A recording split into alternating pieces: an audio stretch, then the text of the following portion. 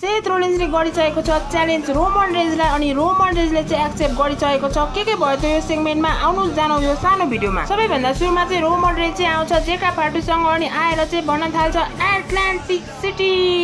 Acknowledge me. यति भन्दा भन्दै त्यहाँनिर चाहिँ सेथ रोलिन्स चाहिँ आउँछ अनि सेथ रोलिन्सले चाहिँ भन्न थाल्छ 14 वर्ष अगाडि हामी चाहिँ सेम सिल फ्याक्सनमा चाहिँ थियौँ, अहिले चाहिँ तैँले चाहिँ मेरो वर्ल्ड हेभीवेट च्याम्पियनसिप चाहिँ बोकिरहेको छस्, अब चाहिँ त्यो च्याम्पियनसिप चाहिँ मैले चाहिँ फिर्ता लिने बेला चाहिँ आइसकेको छ। अनि रोमन रेन्जले चाहिँ भन्न थाल्छ फिर्ता पाउने बेला तैँले चाहिँ केही पनि गरेको छैन त्यो च्याम्पियनसिप म्याच पाउनको लागि, त्यही भएर तँ चाहिँ लाइनमा चाहिँ पछाडि नै छ सेथ रोलिन्स भनेर चाहिँ रोमन रेन्जले चाहिँ भन्छ। अनि सेथ रोलिन्सले चाहिँ भन्न थाल्छ रोमन रेन्ज तँ चाहिँ त्यो खेल चाहिँ जोसँग पनि खेल्न सक्छस् तर मसँग चाहिँ खेल्न सक्दैनस्, तेरो कुरा हुनु बित्तिकै लाइनमा चाहिँ सबैभन्दा सुरुमा चाहिँ म नै हुन्छु। त्यसपछि सेथ रोलिन्सले चाहिँ पुरानो कुराहरू चाहिँ भन्न थाल्छ रेसलमेनिया 41 मा मैले तेरो वाइजम्यान लग्दै अनि रेसलमेनिया 40 मा पनि मैले सेक्रिफाइस गरेर चाहिँ तेरो च्याम्पियनसिप चाहिँ मैले हराइदिएँ अनि त्यो भन्दा अगाडि पनि रेसलमेनियामा चाहिँ मैले greatest money in the bank cash in गरेर चाहिँ तेरो फर्स्ट रेसलमेनिया मेन इभेन्ट खराब गरिदिएँ अनि त्यसको बारेमा चाहिँ तैँले मलाई केही पनि गर्न सक्दैनस्। मैले चाहिँ तेरो जिन्दगी चाहिँ त्यो दिनदेखिको चाहिँ खराब गरेँ जब चाहिँ मैले सिललाई चाहिँ ब्रेक गरेँ अनि तेरो ढाडमा चाहिँ मैले स्टिल चेयरलाई चाहिँ हिर्काएँ। रोमन रेन्ज म चाहिँ तेरो कुरा केही लिन आएको होइन, म चाहिँ तँलाई चाहिँ केही कुरा चाहिँ दिन आएको हो, त्यो कुरा जुन चाहिँ कसैले नि तँलाई दिन सक्दैन।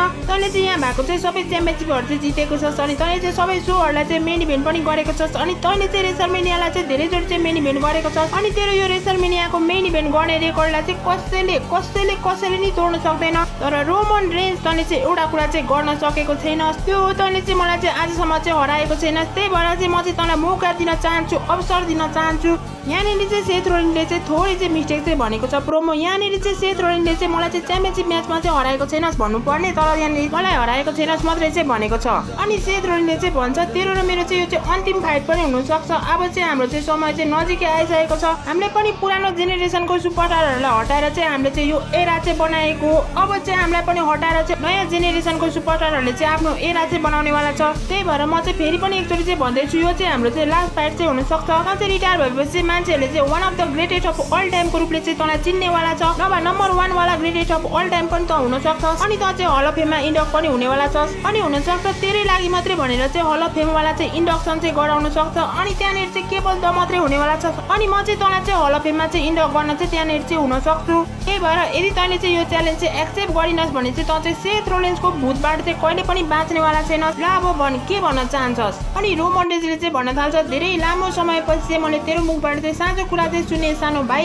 म तँलाई हराउन चाहदिनँ, मैले चाहिँ तँलाई हराउनै पर्छ, म चाहिँ चाहन्छु मैले चाहिँ तँलाई चाहिँ हराएको चाहिँ मेरो पुरै परिवारले चाहिँ देखोस् अनि समरस्ल्याममा चाहिँ म चाहिँ त्यही कुरा चाहिँ गर्न आँटेको छु, म तेरो च्यालेन्ज चाहिँ एक्सेप्ट गर्छु भनेर चाहिँ रोमन रेन्जले चाहिँ भन्छ अनि यसरी चाहिँ यो सेगमेन्ट चाहिँ खतम भएको छ।